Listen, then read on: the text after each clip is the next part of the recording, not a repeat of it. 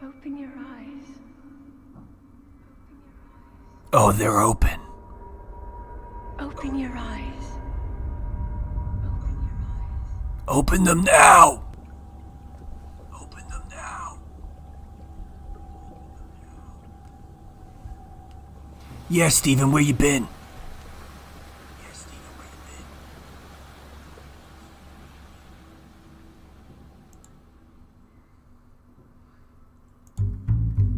All right, we're done with that. How's it going, guys and ladies? Vicky, hi. No, he just never talks. Who never talks? What are you talking about? What are you talking about? I gotta lower this. Go away. You like my smooth jazz today? I went out and got Dunkin'. They have curbside pickup for social distancing people. There you go. We are trying to find a replacement for Spencer. No, you can't replace Spencer. Spencer's one of a kind, sir. One of a kind. So today we're going to be learning about the civil rights movement, which is a little bit of a somber topic. We're going to get into it, especially the beginning of it. I did give you guys a Nearpod that you can participate with. Take a look at it. Hold on. View in progress. So if you haven't done a Nearpod, it's just a way that I can get you guys to participate a little bit into the activity, you know. And so the first thing on the Nearpod that we're going to be doing today is basically a wall that you guys are just going to post on, and we're going to talk today about I Am a Man and Black Lives Matter a little bit. And basically these are two slogans that people in the civil rights movement and people protesting for equality have used. Black Lives Matter is more recent, right? That was about 5-10 years ago. And then I Am a Man is coming back to the 1950s and 1960s. And these are slogans that they use to fight for equality. And so basically I want you to think about we're going to talk about it obviously in the lesson, but what do you think these slogans mean? Like I am a man, you know? Like the thumb slide on this video. Thumb slide on this video, which is right here. Let's bring this over. Hold on. Here we go. If we come all the way down to my thumb slide, boom, right? Let's make it big. Here we go. Make me small. So this right here, I am a man. This was a slogan that was used during the thing. Here, let me do this. Hold on. Let me fix this up. There we go. And we'll just cut here. Right? So this is I am a man. And this is a slogan that they use. And so I want you to think about what it means, because these slogans have way deeper meanings. I am a man. That's 4 words, but yet the meaning is literally endless. You know, it's pages and pages of books. You can write books on the way people are treated equality. Same with Black Lives Matter. Like, a lot of people have even argued over the meaning, and we're going to talk about the meaning today, but I want you to think about that. And then the next thing on Nearpod, let me exit this. The next thing on Nearpod that I want you to work on is, I just gave a little poll, right? There's a poll here. Basically, do you think the civil rights movement was successful? You can wait until the end of the lesson to kind of do this poll. I'm just curious because I think a lot of times, especially coming from a middle-class suburban community like Center Mauritius, like East Mauritius, right? I live in East Mauritius. Sometimes we're not always aware of the racial tensions that are going on in different places across the country and the socioeconomic situations happening. And so sometimes our perception is not always the most accurate. And so we have to talk about that. And that's why I gave this poll out to kind of get you guys thinking about that.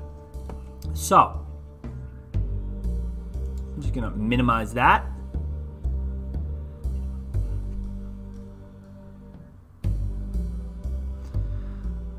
Get my chat back open. Hello, chat. Hello, Billy Lanzetta. Thank you, Ryan, for keep posting that thing. How did we get on Nearpod? You go to nearpod.com and then you type in what Ryan Standard just posted, which is LCYPT. And that's the code, and it will introduce, get you in. And then halfway through the lesson or towards the end of the lesson, I'm going to kind of look at your questions on live air and answer them so that we can have a little conversation about it. James Eady, I'm very, very trustworthy. Yeah, it's good. It's good, James. When you say you're trustworthy, it kind of makes it sound like, you're not. Because why would you have to say that? So it's a little alarming, but you're good. Let me fix the camera a tad. There we go. All right, so I have a PowerPoint for us. Let's see how I'm gonna do this.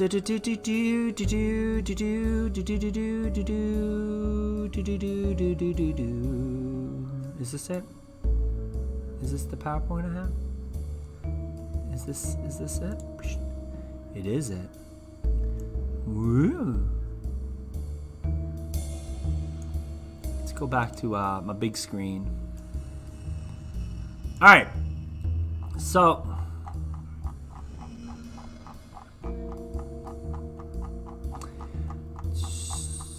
what's all the apples for? Appreciate it. All right, so today we're gonna do a little warm-up activity. Basically, it's a little political cartoon. Take a look at it, and I want you to think to yourself which law or policy is being shown here.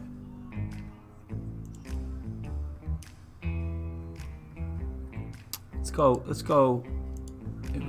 No, that's not what I wanted. Yeah, right here. I got you. Bang. Boom. All right.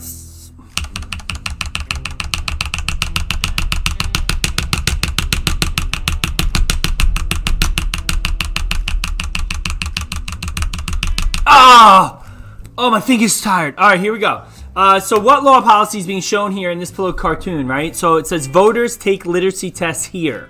So what do you think this question is asking, right? It's asking what period in history is this, right? And so voters take literacy tests here. So what law is this? What do we think this is? Does anyone know? You can post it in chat. What law is this? What were they called? It's a series of laws. The grandfather clause, the grandfather clause was in this series of laws. This is not this law, right? Because this says literacy test, right? Think about it. Voters take literacy tests here. So it's not necessarily grandfather clause. These are Jim Crow laws. Dante Pamara, sir. Correct. These are Jim Crow laws. And these grandfather clause, literacy tests, and poll taxes. So they would basically say you can't vote unless your grandfather voted, which pretty much meant that every person who was ever related to a slave could never vote, and no immigrants could vote. Because if your grandfather was in a different country and never voted, then you can't vote ever, and your children can't vote because you can't vote. And it goes down the line, stopping entire groups of people from voting. Literacy tests, literacy tests is a way to attack socioeconomic people on the lower scale, because obviously slaves were outlawed from going to school. They were outlawed from reading and writing. And so what that means is a literacy test would stop these people. It's not their fault, right? They were not allowed by law, which is just bonkers, right? But they were not allowed by law to learn to read and write. And now you're going to make them show that they can read and write in order to vote. It doesn't make any sense.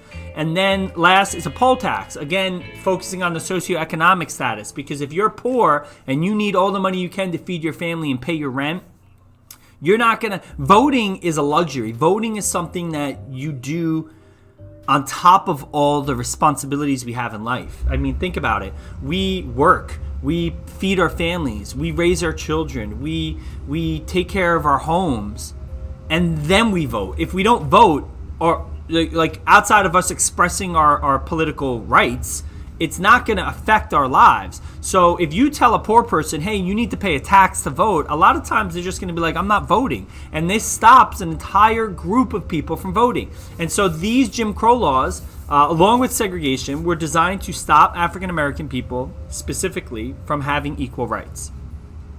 Which states enacted these laws and why? So which states? Someone in chat. Which states were the ones enacting poll taxes, literacy tests, grandfather clauses, and Jim Crow laws?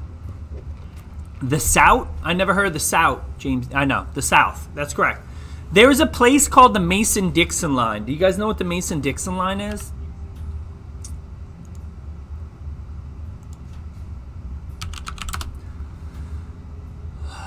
Go to Google Maps. I'm a big Google Map guy. I always like the satellite view too, by the way. Always like the satellite. All right, so if we zoom out here, right, Long Island. You gotta love Long Island. I don't know about you, but you gotta love Long Island. All right, so let's zoom out. All right, so here's the United States of America, and there we go.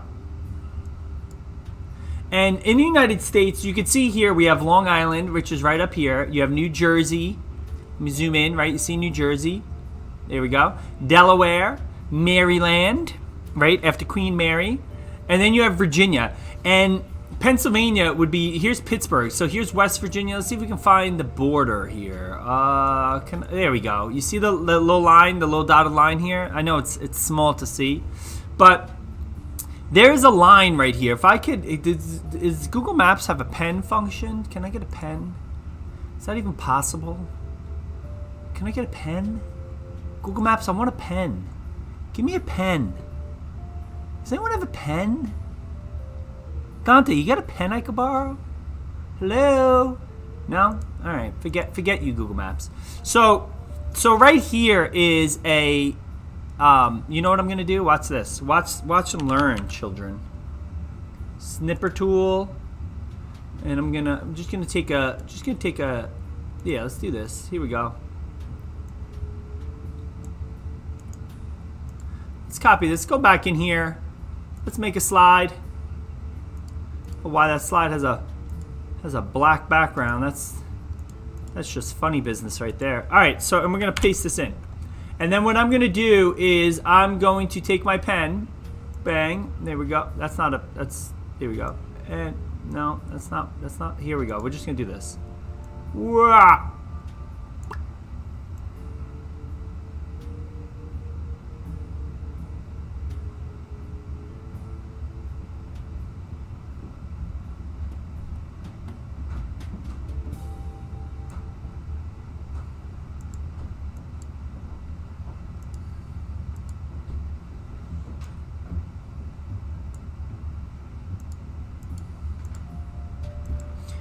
All right, so this is the Mason-Dixon line. The Mason-Dixon line kind of looks like this, and basically it's the line that separates the North from the South. And it was called the Mason-Dixon line because it was created during the Civil War, obviously. It was the area where the southern states rebelled and the northern states stayed. Now, it's not completely accurate here because Maryland and West Virginia did not rebel, neither did Delaware. So maybe I should, anyway, you get the point. This is called the Mason-Dixon line. And the Jim Crow laws really were big on the under the Mason-Dixon line, not in the North. What is the message of this cartoon? Well, it says on the bottom, let's see if we can read it here. It says on the bottom, by the way, that big word. By the way, the big word. So here's a think about it, right? This Southern guy is sitting here and he's saying, "Hey, you can't vote unless you pass a literacy test." But yet he thinks literacy is a big word. So it's showing that he's not even that educated, and yet he's stopping African Americans from voting. So it's kind of interesting. Moving on.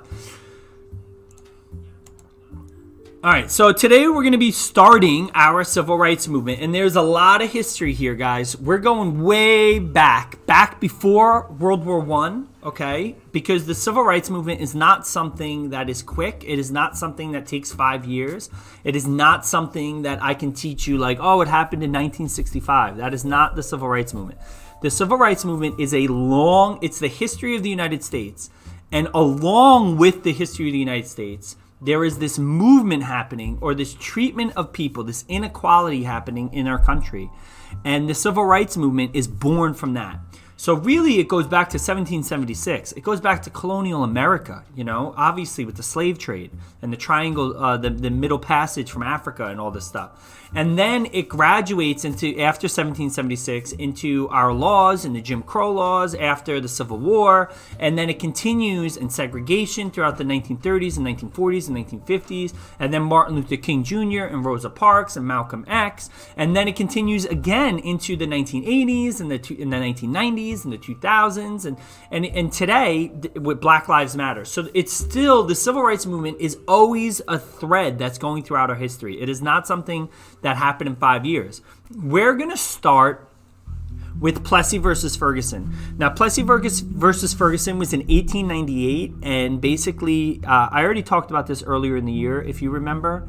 But what happened is, Homer Plessy was in a train car in Louisiana, and he was in a white train car because he was half black, half white, and he felt like he should be in a white car, and he gets arrested, and so then he sues the government, basically saying that they can't tell him that he can't be in a white car, and basically through this lawsuit becomes Plessy versus Ferguson, which basically says that the government is allowed to separate people based on race as long as it is separate but equal. All right, and what makes this law so powerful is it pretty much, by the federal government standard, it legalized segregation laws. So now all these states in the South are going to pretty much get the green light to make as many segregation laws as possible. They segregate schools, they segregate water fountains, they have curfews. I mean, restaurants, segregation laws through the roof, and it really just embeds this culture of inequality throughout the South.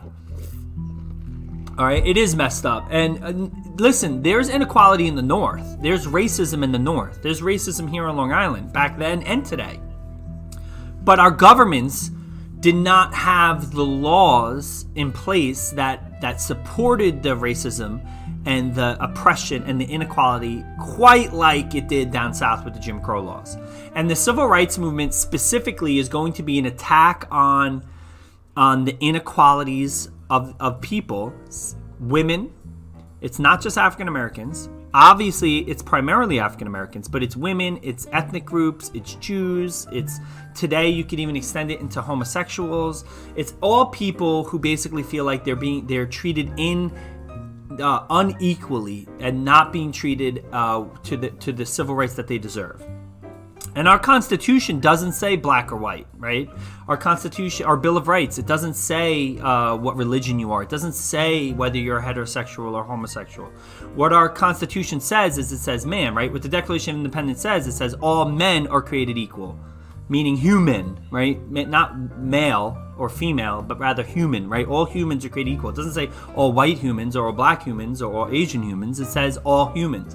And so right from the start, our founding documents that gave us our liberties or that recognized our liberties, they never separated it based on race or anything like this, which has kind of empowered the civil rights movement to kind of happen. So the Jim Crow era, which is what we're talking about here. Here you could see this is a segregated water fountain, and this began after Reconstruction. So when the Civil War ends, obviously they didn't need to segregate anything before the Civil War, because down south, if you were black, you were in the slave type culture. Even if you were free, you were not truly treated. Someone might not own you as an African American down south who's free, but you still don't have any rights. And then once the Civil War happens and Abraham Lincoln, the Emancipation Proclamation, the slaves are freed, the 13th Amendment, all of a sudden now African Americans are free. And during Reconstruction, when the Northern Army is down south trying to rebuild the Southern society after the Civil War, Jim Crow wasn't really a thing. There was no segregation. Everyone's trying to build up. Most of the white men had died in the South during the Civil War, and the society is still kind of rebuilding itself. And then after Reconstruction is when Jim Crow is really going to take off. State and local law enforced racial segregation in the South. So this is a way that the Southerners are going to try to take back their communities and go back to the way it was before slavery ended.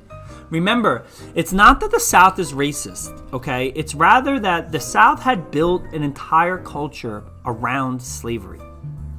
And you know, their plantation life, their elites, their rich, they all based on the foundation of slavery. So when you took slavery away, you didn't just free people, you destroyed an entire culture of living that was going on in the South. It's known as the antebellum period in America, and it's this period down south that I obviously was not a good period because it was off the backs of slaves, but yet people, certain groups of people miss that Southern period. And so that's kind of the reason why segregation is start. They want to go back to the way it was before Abraham Lincoln and the Civil War. Now, in the 1950s, after World War II, when the veterans are coming home, and many of these veterans are African Americans, they're going to have this renewed sense of, hey, I just fought for my country. I just fought against fascism. I fought against Hitler, right? I helped America fight this giant world war. I'm not just going to go back and, because of the color of my skin, be treated unequal. I wasn't unequal when I was at war. I was fighting for this country. I should be treated like a citizen of this country. And so the people who come back from World War II are going to have this renewed excitement to gain equality. In 1954, basically, it's called Brown versus the Board of Ed. It is going to be a Supreme Court case that's going to challenge the idea of Plessy versus Ferguson. A man by the name of Brown is going to sue the Board of Education because he feels like his daughter has to be they live across the street from the school, but yet she has to get in a bus and travel like 45 minutes to her school because she's black and she's not allowed to go to the white school. And he says this is wrong. And so the NAACP, Thurgood Marshall, who later becomes on the Supreme Court, he's going to lead the defense for Brown versus the Board of Education. This happens in 1954, and they're going to overturn Plessy versus Ferguson, which is sad because that means Plessy versus Ferguson almost lasted 60 years. And at first, it's not going to end all segregation. It's going to end segregation in the South. It's a great photograph here. One of the issues that happens from Brown versus the... why? Slow mode on? What's the matter with slow mode? No, slow mode's not on. Should I put it on? Chat seems to be behaving themselves. Slow mode's not on, guys. What are you talking about? Y'all crazy. Y'all losing your mind. All right, so people, just because it's a law now, just because the Supreme Court says that segregating schools is illegal and that is not allowed, does not mean that the states are going to follow this, right? The states are not necessarily going to follow this. It's just not going to be a thing. The reaction, okay? Obviously, African Americans are going to cheer for joy. White Americans who support equality are going to cheer for joy. Many white Southerners who do not support equality at this time are going to be very upset with this, almost a point that some violence is going to take place, right? So resistance is going to spread across the South. White flight from public schools to private schools. So a lot of white students who don't want to go to school with black students at this time period in the South, when they're being integrated, they basically are going to leave the public school and they're going to go to a segregated private school. The National Guard is going to be called into Little Rock. Now, Little Rock is a big deal. The Little Rock Nine is basically where the Arkansas governor is not going to accept the Supreme Court of the land, right? The United States Supreme Court is going to say, hey, you have to desegregate. You have to integrate black and white kids into the same school. And he's like, absolutely not. I'm not going to do it. And what's crazy is he activates the Arkansas National Guard at first to stop black kids from going to the Little Rock High School. So they're going to stop them. They're not the National Guard's not there to help the black students. They're there to kind of stop them and to keep segregation alive in this state of Arkansas. And it isn't until President Eisenhower is going to send the United States Marines, and they're going to take command of the Arkansas National Guard, and then the Marines are going to escort the black students. So this is really an example of state rights versus federal government, and the federal government saying, no, this is the lay of the land. This is the law of the land. Arkansas, you're not allowed to keep segregation. And Eisenhower makes a very strong move as the United States president and forces Arkansas to integrate, sending a message throughout this country that when the Supreme Court makes a decision, the states better follow. I got a little video. Let's watch the video. You ready? I'm gonna mute my music. Here we go. Hold on. Oh, let's pause it. Hold your horses, everyone. Everyone, just take a breath. Vicky, you just slow down, Vicky. You just relax. Where is it? Here we go. There we go. There we go. Uh-oh. I lost it. Hold on. No, that's not it. Hold on. Everyone relax. Nobody panic. Got it. All right, here we go. You ready? I'm going to turn it up. Let's turn it up. The local newspaper, the Arkansas Gazette at that time, indicated that the Brown decision was going to change the face of the South forever. I remember those words. And I thought to myself, good, because I think the face of the South ought to change. I will not force my people to integrate against their will. The governor of the state, Orville Forbes, decided that he was going to use Central as his point of resistance. None of us of the 9 anticipated that the resistance would be as strong as it was. The night before we were to go to school, the governor called out the Arkansas National Guard, unbeknownst to us. And when we appeared at Central the first day, the National Guard was there to bar our entrance and let white students go into the school. What it was like, it was rejection that I had never experienced like that. It seemed to me that if they were going to all of this trouble to keep me out, there was something bigger than my simply going to class. Only when we got home from school that day did we realize what an ordeal, personal ordeal, Elizabeth had gone through, and that she certainly faced more of the mob directly. I always applaud the fact that she was able to keep both her composure and try to figure out how to get out of that. We started school on the 25th of September. President Eisenhower sends 500 troops of the 101st Airborne Division of the United States Army. It was a terrific feeling that President of the United States would send troops to escort us into school. I didn't know what was going to happen after that. It was like going to war every day. You had students who tried to use as much verbiage as they could to intimidate us. We had threats and comments that, we would be killed. For all of us, we decided that this was a year that we were going to support each other. We were going to try to do as well as we could in our academic work. Some were a lot smarter than me, but I also was determined that this year I was going to graduate from Central. The principal of the school told me at one point along the way that I didn't have to come to the ceremony. They would mail me my diploma. And I thought, listen, I didn't go through all this to pass up the ceremony. Maybe the world thought that after Little Rock, everything is going to be fixed.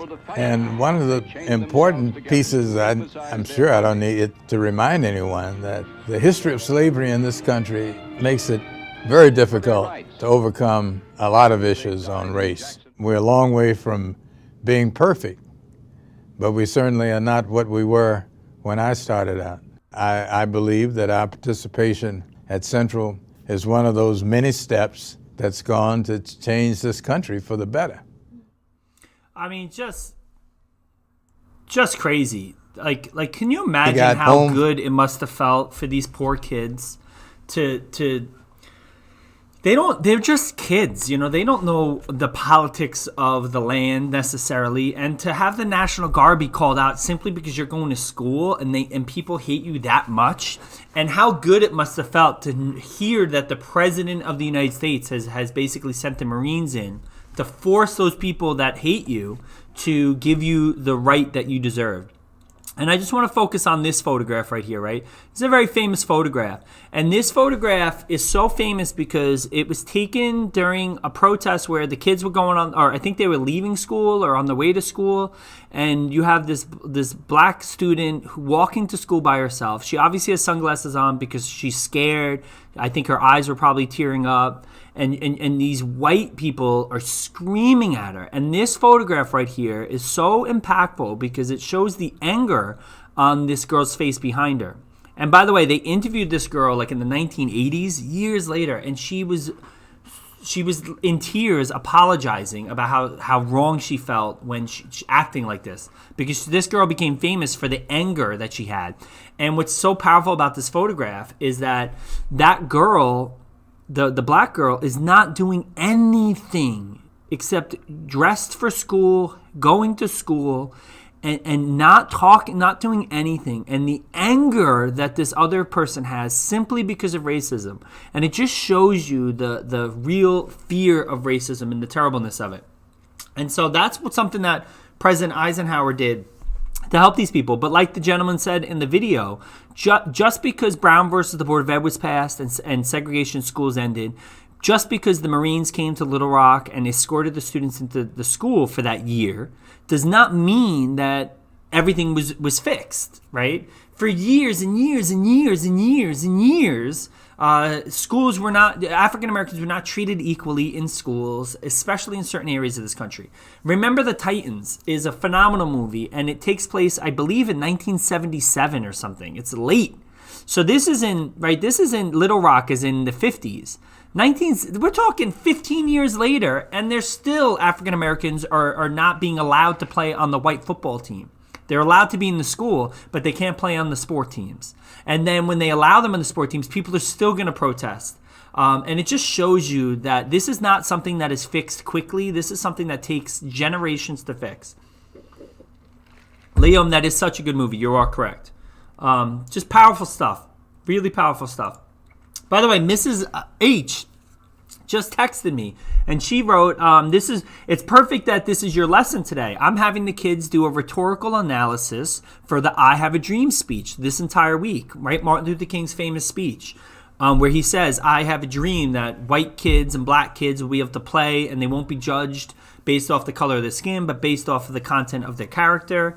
And she says, ask them if they're analyzing their speeches, right? Are you guys analyzing your I Have a Dream speeches? So it's totally connecting between English and social studies right now. I love that. All right, we're almost done for today. I am going to do a couple more things. Here we go. So leaders of the civil rights movement. If you don't have Mrs. H, then yeah, that's sad. All right, leaders of the civil rights movement. Here we go. Martin Luther King Jr., right? So we're gonna cover him today, and we're gonna pause and go to our near pod. So Martin Luther King Jr. is a minister. He's a Baptist minister from the South, from Alabama, and what happens is they choose the Southern Christian group. Is going to have this big movement to try to help African Americans, and they choose a leader, and they choose this young minister who's in his 30s from a Baptist church, and his name is Martin Luther King Jr. He's an educated man. He's very well spoken, and he becomes the figurehead of this Southern Christian group who's going to fight for equality for African Americans, and he does it through the teachings of like Jesus and love and nonviolent, right? He becomes famous for his nonviolent protests, right? He's all about not showing, right? If all these white Southerners they have these stereotypes about African Americans, and Martin Luther King is not going to feed into the stereotypes. So he's going to they think, right, all the white racist people think that the African Americans are violent people, and Martin Luther King's going to show them where we are educated, we are intelligent, we are nonviolent, right? And here's a quote from him: "Darkness cannot drive out darkness. Only light can do that. Hate cannot drive out hate. Only love can do that." And this quote right here is really the fundamental foundation of Martin Luther King's belief, where to enact change, you have to do it with love. You can't fight hate with hate. You have to fight hate, right? The white racist South that is oppressing the black people, right? You have to fight that with love. You can't fight that with hate. Otherwise, you're going to have a race war, and a race war is going to lead to more violence, and then it's never going to lead to equality for African Americans, according to Martin Luther King. On top of that, you have to understand where he's coming from, right? The United States is controlled by white elites, right? Like John F. Kennedy and Eisenhower, and we, at this time we only have had white male presidents, and all of our government officials are these white men, and so he knows, like, if you fight against that, you're going to lose because they have the power of the country. So he's a Baptist minister from Atlanta, Georgia. He coordinated I said Alabama. I apologize. He coordinated nonviolent resistance. He led the Montgomery bus boycott, which becomes most famous because of Rosa Parks. We're going to get into that tomorrow. And he is the youngest Nobel Peace Prize winner, which is, really just Nobel Peace Prize is one of the best awards any person can get for any reason in the history of the planet. So amazing stuff. And we're going to stop there. We're going to stop. I'm not going to get into Rosa Parks. So they had to watch, Mrs. H, she writes back, they had to watch a video today of the I Have a Dream speech. That man was murdered in Georgia for running while black. Back in February, the guys were just arrested. Oh, yeah. So there's still, Mrs. H is bringing up current events, right? Which is basically, and this is what your near pod, which brings me to our near pod. And my question for you guys. So let's go to the near pod. Hold on. All right. Here we go. Let's take a look. Gonna just approve all these. There we go. All right. So Emma Powell writes, talking about how Black Lives Matter. But I have. Let's get a heart to heart here. All right, let me read it, and then we'll do the heart to heart. The meaning of these slogans was to support the idea of equal rights for all races. Ryan said to stop discrimination of blacks and try to get equal rights. Derek says it is saying that everyone is equal and should be treated equal. By the way, guys, I'm very aware it's always the same students participating, and I love those students, but I want more people to participate. All right. I think the meanings of these slogans are to show gratitude and recognition for those of darker skin color and that they should be treated with the same rights as the rest of us. So could an African American pretend to be a white person and get away with it? We'll go back to that. How I am a man refers to the fact that we are all equal. It means that because they are black, that doesn't mean they aren't human and they should be treated like any other white person. Black people are still people. All right, so, and then there's one more that just came in. Let's take a look. What is okay, Mr. Volger? I don't know what that means, Buff. What does that mean? He wrote, okay, Mr. Volger. I don't know what that means. All right, so let's go with the Black Lives Matter thing. One of the arguments that I have against Black Lives Matter, okay, is I hear people say, hey,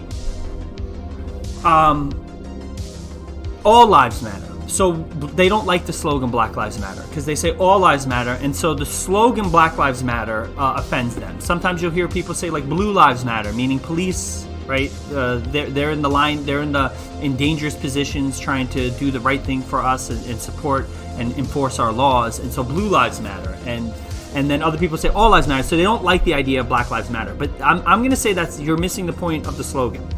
The point of the slogan is not that all lives don't matter, right? The point of the slogan is that Black lives also matter because we already know that white lives matter and that all these lives, right? The people that are treated equally already matter. And so the slogan Black Lives Matter is specifically to kind of point out the people who are left behind, right? The people who feel left out, that they're the ones not being treated, that they matter. And that's where that slogan comes from. So I don't think that slogan was ever designed to say Black Lives Matter more than other people. It was designed to say, hey, we've been forgotten about. Everyone knows other people matter, but we feel like we've been oppressed, and therefore it's a big deal, and we need to matter too. So could an African American pretend to be a white person and get away with it? Well, no, James. I would say they would get away with it as much as a white person would. You know, if there was a black politician that came out that he had painted himself white at a college party, I think he would get the same criticism that a white person would do doing the same with blackface. I will say this, though. I think they might not get the same criticism simply because it's not as offensive to white people because we haven't been oppressed at the same level that black people have. So if you have someone dressing up, pretending to be somebody who's been oppressed, as opposed to someone dressing up pretending to be someone that hasn't been oppressed, obviously the person who's been oppressed is going to be more sensitive to the situation. So you just have to understand there's a long history here of oppression that different groups of people in the United States haven't had, and so therefore it's going to have different impact on the way that people look at it. All right, we got some more here. We got oh, cool. It's about equality, Delaney. You are correct. Jordan, all right, we're going to do these two. So Jordan writes, I am a man shows that despite what color, skin color you have, people are still people and should be treated as such. And Black Lives Matter just bring more attention to the fact that Black Lives Matter as much as the rest of us. And Olivia Koffel says, I think the meaning of these slogans are that equality is not present during the civil rights movement and protests are becoming more common to try to change that. Yeah, the civil rights movement is not a fix to the problem. It's a movement towards equality. That's why it's not the civil rights fix. It's called the civil rights movement because it's an in-process thing. All right, so if we come here and we look at my, is there another way to look at this? No? All right, so we look here. It says basically the question is, do you think civil rights movement was successful? 33% said B. The civil rights movement is successful. What can I get? I want to see what B says. Hold on.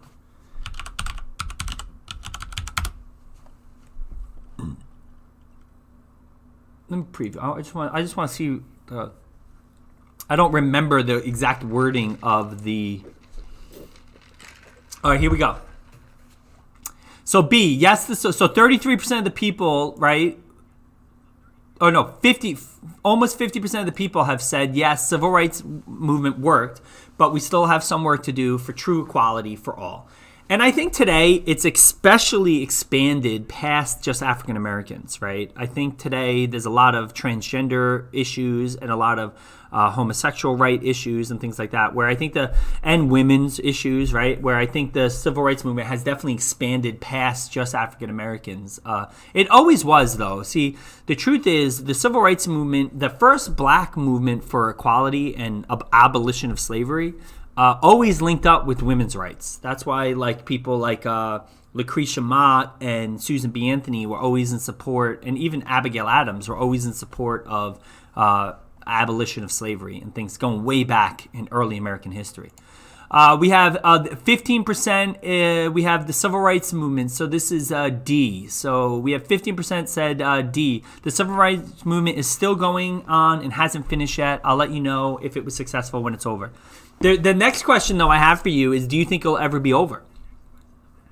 Think about that. Do you think the civil rights movement will ever be over? It's a great question. I don't know. I think it might eventually be over for African Americans where they truly will get equality. But I would say there's always going to be a minority group in the world that is not being treated fairly, or in the United States. And so therefore, in a way, I think the civil rights movement, as we know it, might end eventually. But I think it's always going to shift and change to kind of fight for equality for all people, because the truth is, until we truly are colorblind, I don't think, or ethnic blind and religion blind, I don't think there's ever going to be a time period where there's not some group of people that are not being treated equally. So there you go.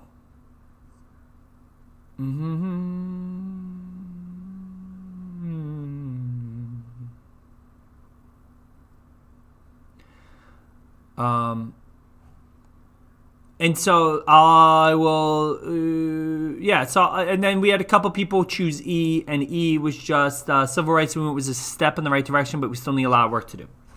If I had to vote, I probably would vote E.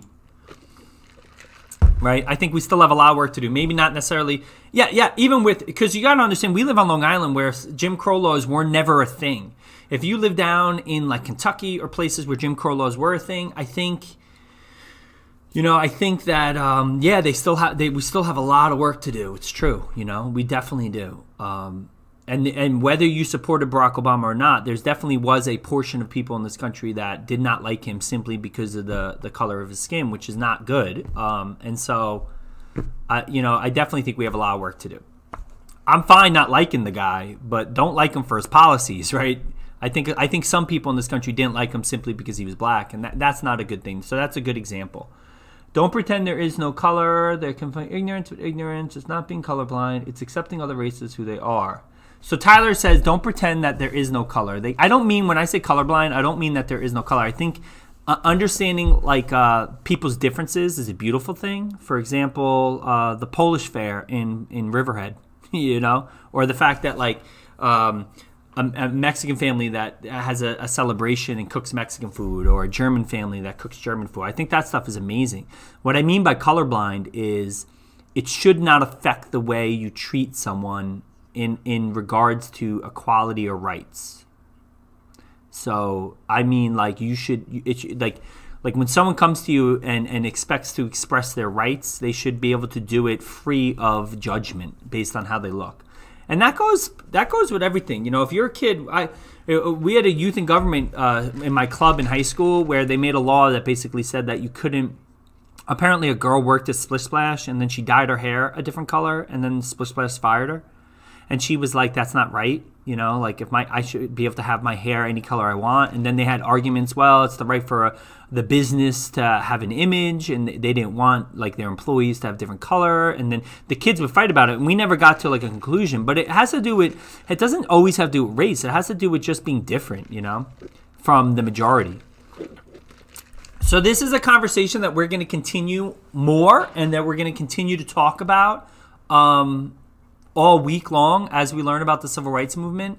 But when you're reading the Martin Luther King for English class, I Have a Dream speech, when you're listening to my lessons, these are big questions. And a lot of these answers, you'll see in chat, kids have different opinions, and you know, we have to be respectful of that. And then on top of that, we have to understand that like this is not a happy history. This is a history. I'm teaching you guys basically about a group of people in the United States that have been treated not equal for the majority of their history here in the United States. And their culture has been significantly impacted by that. And it's something that we have to be kind of delicate when we talk about it. So, Google Classroom.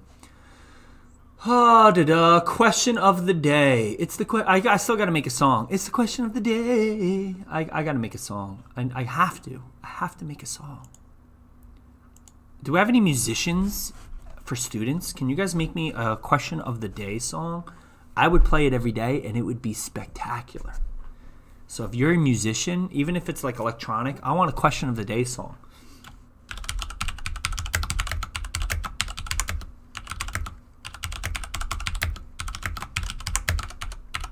$11, $12, $13, $14, right? Monday question is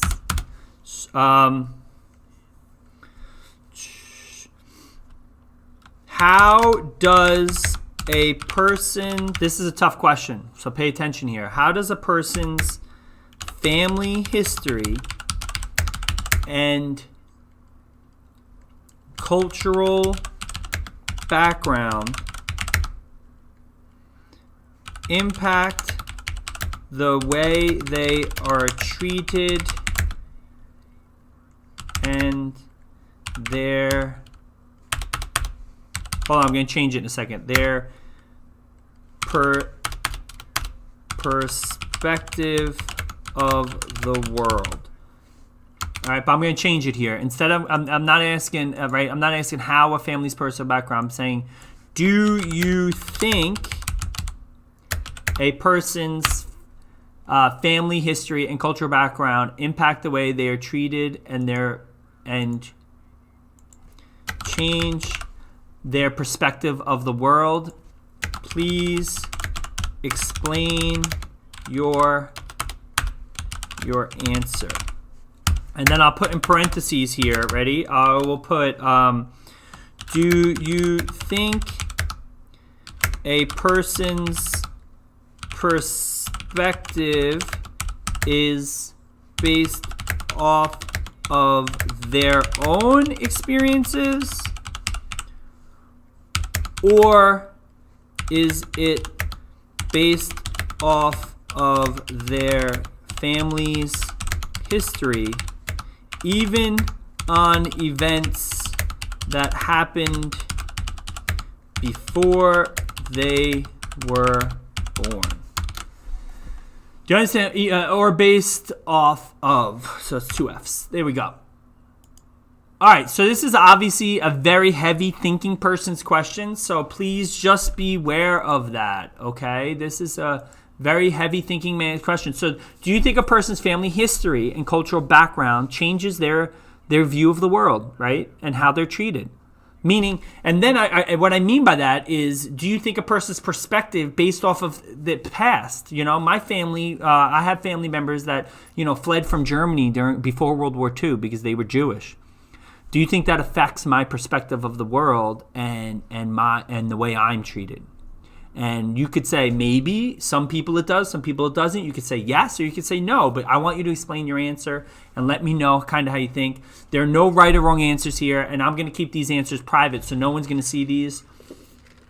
But it's something that I want you to think about because it is important to develop empathy and understanding other people's perspectives, even if you agree with it or don't. So I might say, hey, I don't agree that a person's that the way they're treated today has anything to do with what happened 100 years ago. But yet, I have to be respectful that some people might feel that way. And if someone feels that way, they're gonna have the perspective that they're being treated differently because something that happened 100 years ago. It doesn't matter if I agree with it. They feel that way, and I have to be respectful for the way they feel. So that is something that is important. What is the straw poll? What are we doing here? Oh, there you go. I like electronic or like a ballad. That would be funny. I'm talking about Derek's poll. So there you go. I'm doing my theme song question of the day. We are just going to vote on the genre. I love it, James. Awesome stuff, man. Rock is one, punk is another, pop is another. I like it. Love it, love it, love it. All right, so let me make this. I gotta. All right, let me exit out of here. I'm in there. All right, so we're going to go to Google Classroom now. And I'm going to assign your question of the day. Mrs. H has written to me. Let's see what she says. Good lesson today. Thanks, Mrs. H. Don't forget, elderly black men were called boy, as were many black men during. So the slogan "I am a man" is so powerful. Yeah, it's just like the hip hop generation. When I was a teenager in the '90s, the saying "Yo, son, what's up, son?" became a thing, right? You guys know this, right? Now, it's a little disrespectful because if someone says "Yo, what's up, son," what do they mean by like? I know it's meant friendly, but in a way, they're implying that you're their son, that you're your father, and they're putting themselves above you, and it's the same idea where like Mrs. H it brought up a good point where in the old days they used to call black men boy, hey boy, come here boy, and it was a way to disrespect them, to show that they're less than a man, which is the I am a man slogan kind of says like I am your equal, and that's important. All right, I got to put my thing in. Here we go. Classwork. Create an assignment. Here we go. Question of the day, May 11th through the 14th. And then we have, here we go. We're going to add from the Google Drive. Question of the day. There we go. Just make copy for each student. Now I have to put Monday's question, right? That's what I've been doing, Monday's question. Let me just take a look. There we go. There we go. Listen, don't go crazy if you're confused about Monday's question, right? I want you to you could just ramble a little bit about your feelings, and that's cool. I understand it's a very deep question for you guys, but I do think it is important that you start to think about it and things like that. So do the best you can answering your question. Don't stress about it if you're a little confused. Just write about whether you think, the best you can. And I understand that some, it's a little bit crazy. So don't go crazy about, is Mr. Volger going to take off points? I'm not doing that. If you're participating and you're trying, you're good. Okay. And now I'm assigning that, and that is now assigned.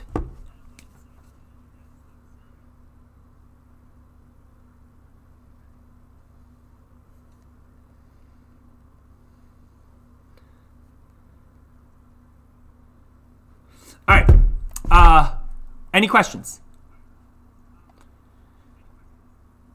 All right. Well, I think that's it for today, guys. It's been a swell lesson. This whole week is going to be a little bit serious in the sense that I don't feel comfortable making a lot of jokes and being super silly if we're talking about such serious issues. So just be aware of that. Out of respect and things like that, I think it's important for me to kind of be a little bit of a straight shooter. Not that war in Vietnam isn't a straight issue, but the Cold War has ended, and Vietnam is over. And I just think like those are topics that happen in history that have ended and concluded, and I don't think the civil rights movement has ended, and so therefore I think out of respect, we have to be respectful. Even if we don't fully understand different things. Like I just watched on was it HBO? They just had the Missing Children of Atlanta, which basically were like African American children during the late 1970s I think it was like 79, 80, 81, where these children were being murdered and gone missing. And a lot of people thought it was like a race thing. And it was, so these are issues that are still happening. Mrs. H brought up the African-American man who was jogging and who was murdered. And they don't really know what happened. Is that a race thing? So these are still things that happen today that we have to understand that maybe we don't feel hatred in our hearts, and maybe where we live we think equality exists, but that doesn't mean that it's that we're 100% right, and it also doesn't mean that it's like this all over America. There are places in America where it's not like this, and we have to be respectful to that. And so that's all I'm going to say about that, and I will see you guys tomorrow. And it's Daniel Krause's birthday tomorrow. Thank God it's your Daniel. I'm so happy it's your birthday. Thank God it's not John's birthday, right? That kid's the worst, right? So happy birthday, you. And you tell John I'll never wish him a happy birthday. That's not true. It's both your birthdays. You're twins. So happy birthday, both of you guys. I'm just being funny. Okay. Bye now. Goodbye. I'm going to do this just because I love it.